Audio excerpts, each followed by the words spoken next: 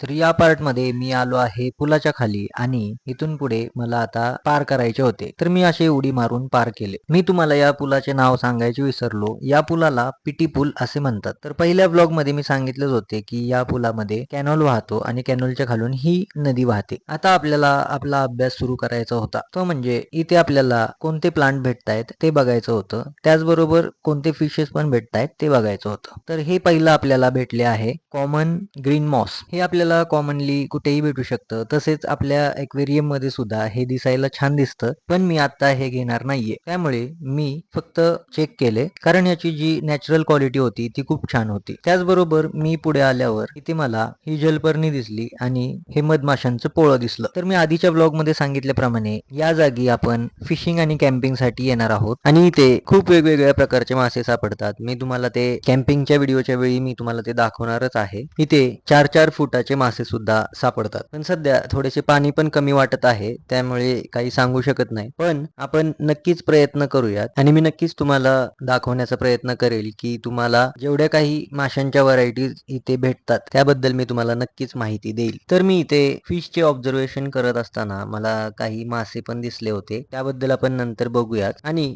ही जागा तर खूप सुंदर अशी आहे.